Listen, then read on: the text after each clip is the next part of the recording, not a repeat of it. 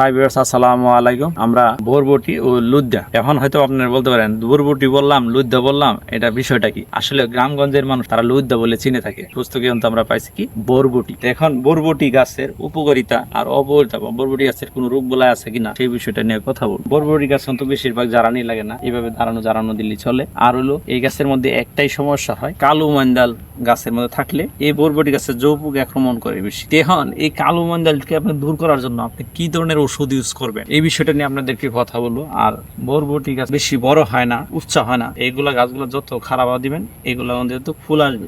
এই ফুলগুলা কেমন হয় আর এক ফুলের ডাটা থেকে কয়বার ফল ধরে আর কতবার তোলা যায় অনেকে জানি অনেকে জানি না। অলরেডি কিন্তু ফুল থেকে করা কিন্তু চলে আসছে। এই দেখেন যতটি ফুল আসবে ততটি করা হবে, একটা করা কিন্তু নষ্ট হবে না। তো অন্য ফুলের করাগুলো দেখা যায় কি পরাগায়ন লাগে, করাগুলো নষ্ট হয়। তো বরবটির কোনো পরাগায়ন লাগে না, বরবটির কোনো সমস্যা না। এর মধ্যে বরবটির মধ্যে পুরুষ ফুল নাই, সবগুলো স্ত্রী ফুল। তার মানে এই জন্যই সকলগুলো টিকে যায়, নষ্ট হয় না। এখন বরবটি গাছে একটা সমস্যা হয়, বেশিরভাগ কালো মন্দাল যদি থাকে তো বরবটি গাছে কি করে আপনি যৌপুকে আক্রমণ করে। এখন আসলে আমরা গ্রামগঞ্জে এটাকে যৌপুক বলে থাকি, আর যারা ওই যে ওষুধ বিক্রি করে দেয় তারাও এটাকে যৌপুকই বলে, যৌপুক হিসাবে চিহ্ন।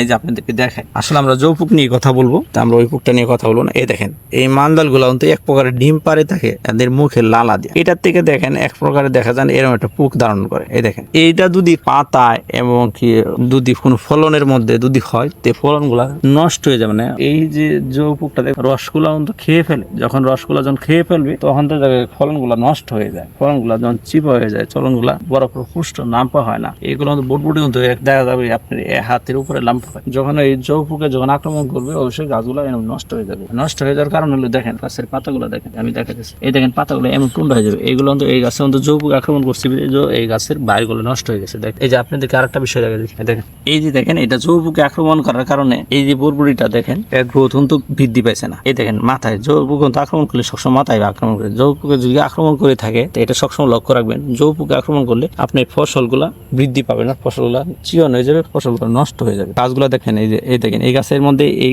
গাছের গোড়া টাকা থেকে মোটা ছিল, এখন যৌপ ধরার কারণে দেখেন গাছটা চিয়ন হয়ে গেছে। যৌপুকটা কিভাবে ছাড়াবেন, যৌপুক ছাড়াইলে কি ওষুধ ইউজ করতে হবে এটা আমি বলে দিতেছি। অন্য বেশি কোনো ওষুধ লাগে না, 1 লিটার পানি মানে 1 ট্যাঙ্কি পানি 16 লিটার। আমরা যারা কীটনাশক ইউজ করে থাকি, যারা ছোট করে গাছ লাগাইতেছি আর যারা বেশি করে লাগাই, এটা পরিমাণটা বলে দিতেছি। 1 লিটার পানির সাথে আপনাকে 1 মুক্কা ওষুধ দিলেই চলবে। ওষুধের নামটা হলো লগর।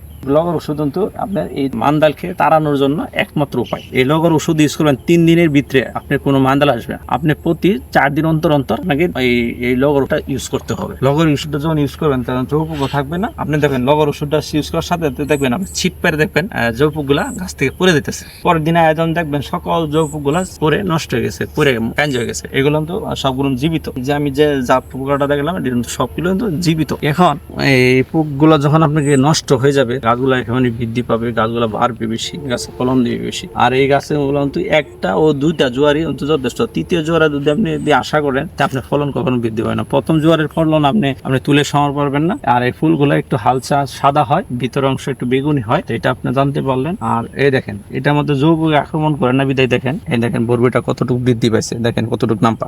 আমি হাত দেখেছি 1 হাত বরাবর হয়। এই দেখেন হ্যাঁ, এটা আমাদের দেখেন কোনো যৌপুক এসেছে না। আরেকটা জিনিস আপনাদেরকে লক্ষ্য রাখবেন, এই ফুল পরাগুলো বটাতে যাবেন, এইগুলা যখন বটাতে যাবেন তখন একটা জিনিস লক্ষ্য রাখবেন, এটাকে কেটে ফেলবেন না। না কাটার কারণে এইভাবে আপনি ধরবেন আর এটা ধরে এইভাবে মুসরা দিবেন। এই দেখেন এই মাথার মধ্যে ফুল আসছে, এই গাছটার মধ্যে 3 বার ফুল আসবে, 3 বারই করা টিকবে, করাগুলো নষ্ট হবে না। তো এইটা সবসময় আপনার খেয়াল রাখবেন। আপনি বরবটি বটানোর সময় অবশ্যই করাগুলো ডুগলগুলো কাটবেন না। আপনি যদি এই যে ডুগলগুলো কেটে ফেলেন, করার যদি গোড়াগুলো কেটে ফেলেন তাহলে আপনার ফসল বৃদ্ধি পাবে না। আপনি আরেকটা বিষয় দেখেন এটা তুলার উপর সময় কোনটা, তখন আপনি এটা বুঝতে পারেন, আপনাকে নিজে নিজে বুঝে নিতে হবে। এটা কিন্তু এখনো আসছে না, তোলার উপযোগী হয়েছে। আমরা যেটা এটা কিন্তু অলরেডি তোলার উপযোগী হয়েছে, অত আজকে না তুললে কালকে অবশ্যই তুলতেই হবে, না তুললে এটা দেখা যাবে সাদা হয়ে যাবে। এমন সবুজ বর্ণ থেকে যখন তোলার উপযোগী হয়ে যায় তখন অনেক হালকা সাদা বর্ণ লাল আসবে, তখন আপনি এটা তুলবেন। এটা তুলে কিন্তু এটা কিন্তু কাঁচাও খাওয়া যায় এবং কি তরকারিতে খাওয়া যায়। আপনি তরকারি খাইতে পারেন, ভাজি খাইতে পারেন। এটা কিন্তু আসছে না। এখন এগুলা আপনি লক্ষ্য রাখলে বুঝতে পারবেন তোলার উপায় কোনটা, তুলতে পারেন কিভাবে। আজকের মতো ভিডিও এই পর্যন্তই। পরবর্তী ভিডিও দেখার জন্য আমন্ত্রণ রইল। আসসালামু আলাইকুম।